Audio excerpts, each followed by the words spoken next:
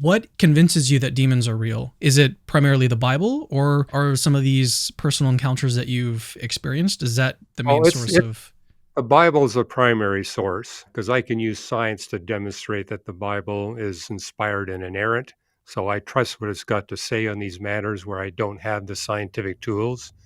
I do have a number of personal experiences, and I know a lot of people in my church and in my travels around the world, especially what I experienced in the Soviet Union, that persuades me, hey, there's actual evidence that we got here beyond what the Bible speaks about. But I'm Would you mind also spent, articulating those experiences for me, well, if for you're able example, to? yeah, I can do that. I remember speaking in a lecture hall in the Soviet Union. About a quarter of the people in the audience, the moment I walked into the room, they began screaming and yelling at me and screaming and claiming that Jesus was guilty of vile sexual immorality. Now, I've run into people who take the Lord's name in vain, but typically they stop at accusing Jesus of a grossly immoral behavior.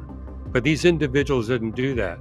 Moreover, they were yelling and screaming at the top of their lungs, preventing me even to speak. And what I noticed is the other people in the audience basically said, oh, they're all demon possessed. That's what's going on here. And I said, well, let me come back tomorrow.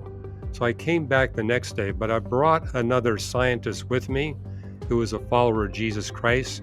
And I said, I just want you to be at the back of the room and just pray that God would silence the demons from interrupting and speaking.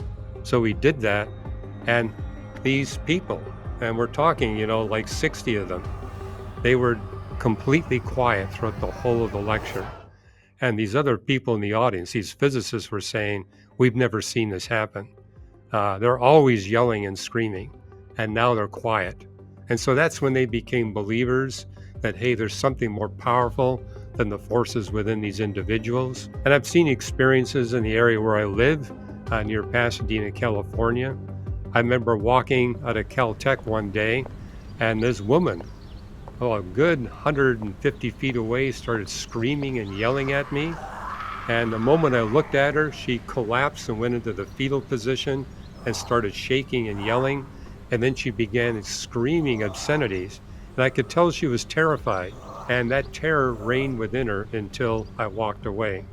And this is well documented in demonic literature, that these are some of the classic symptoms of somebody who's demon possessed, quite similar to what you read in the New Testament Gospels when Jesus encountered demons. I remember going into a witchcraft coven, and this guy who was the warlock in the coven said, you think you know the Bible?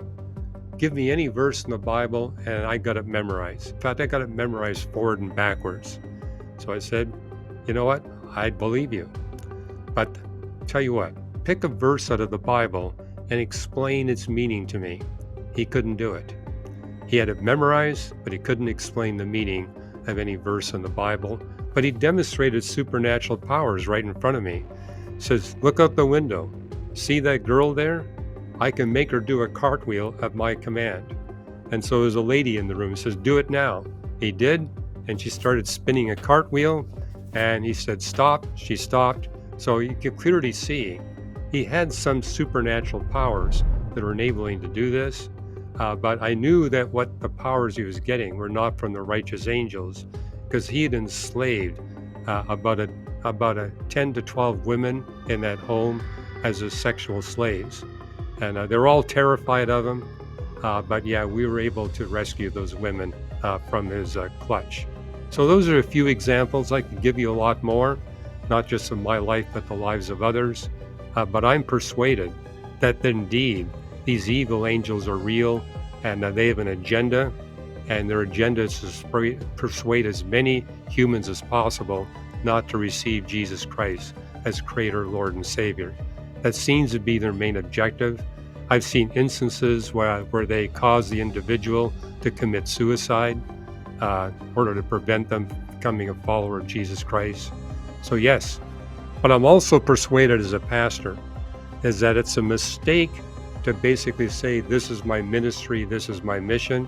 I tell people in our church, if you encounter it, deal with it, but don't seek it, because God's actually got more productive things for you to do.